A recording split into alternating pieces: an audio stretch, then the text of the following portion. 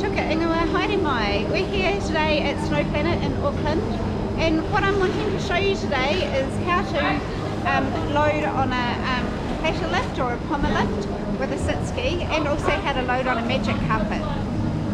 We're going to show you the Tessier system for the drag lift. I'm only going to show it to you down here on the flat. I'm not going to show it to you on the drag lift because right at the top of Snowplanet it has a really short exit, and if I use this long Tessier system it doesn't quite pull me over the lip at the top.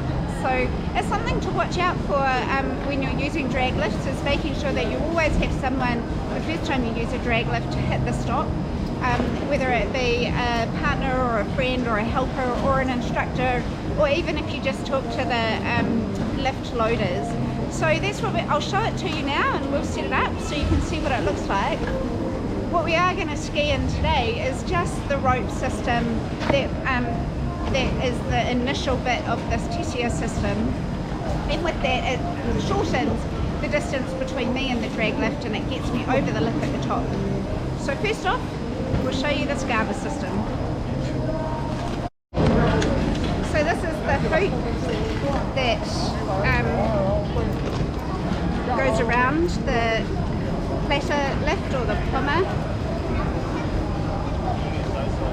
You're going to have a little bit of strength to set it up, and to be honest, I get my husband to do this because I don't quite have the coordination or the strength.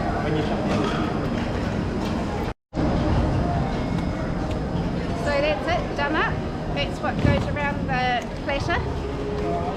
But I don't really like riding platter lifts and drag lifts because you have a heap of rope that you have to deal with, and it just seems really fiddly, and it sort of slows down your ski time. So where I can, I load onto a chair, but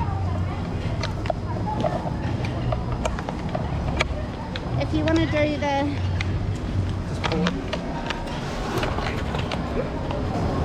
do the park and things like that, sometimes you have no choice but to ski platter, or if you're coming to a place like Snowplanet.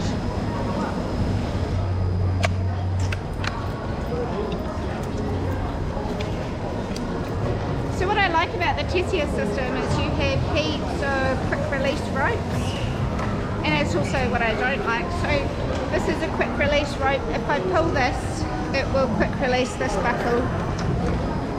This is a quick release rope. If I pull this, it'll release this buckle. And then this orange one that I'm going to clip onto the tow rope is also a quick release. So you have lots of options to quick release. And this can be really good, especially when you're learning, because sometimes you drop this orange rope and then you've got the other ropes to quick release, and believe me, that's happened to me.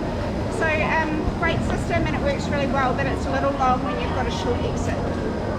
So ski runs can be a little bit tricky getting into when you're in a sit ski, especially if you're a beginner. I always use the sit ski lane, but today we're going to use none of those things. We're going to avoid it, but I just wanted to show you what it looked like going through a sit ski lane and how tricky it can be.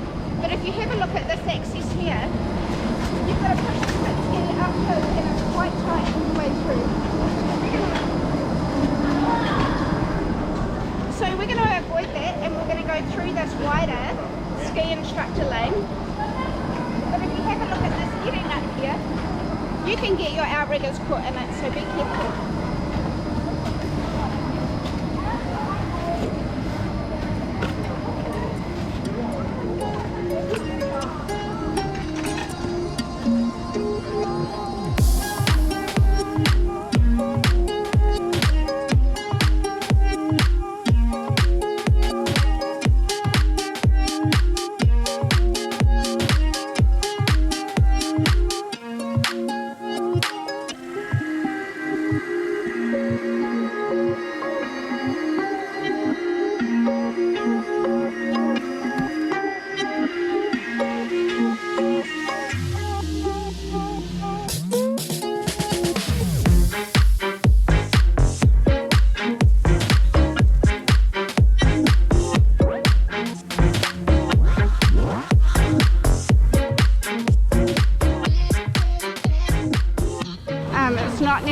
really smooth sailing.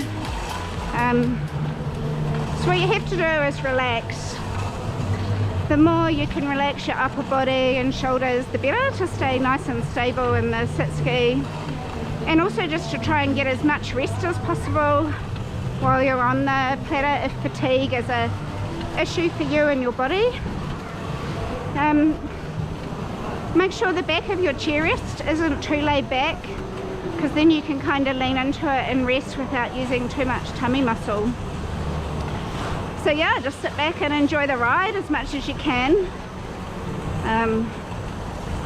Try and let the ski and the platter do the work. So sometimes it'll be off camber and all those sorts of things.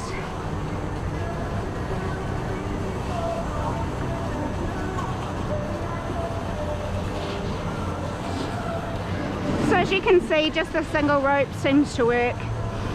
I don't think it's the safest option, but for us today it is, because it gets me over the lip at the top, which is much better than sliding down backwards. Although my son reckoned I should do a perfect J-turn backwards and drop off this ledge here, rather than being soft and changing the platter system.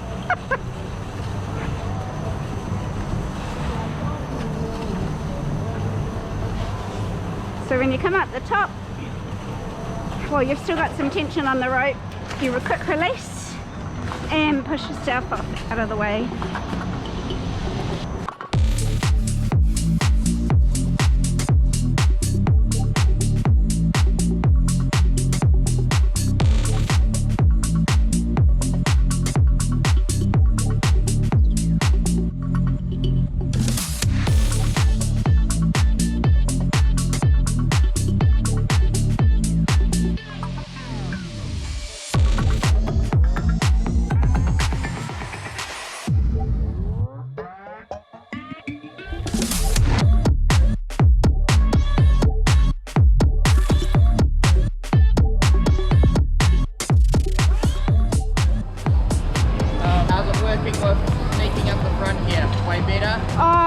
So much better. Oh, the fatigue and the pain of coming through the run, it just made such a difference. Yeah.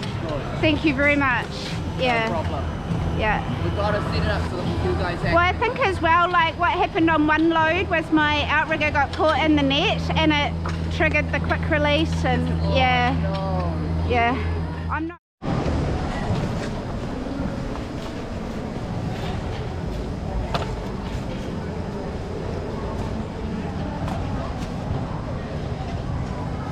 Hard to load if it's stopped. So what you got to do is line up and tuck in.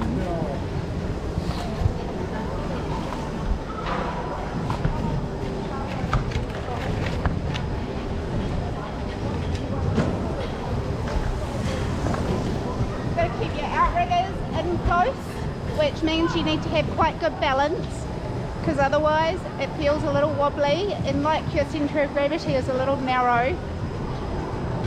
So if it's windy, you need someone to hold on to you.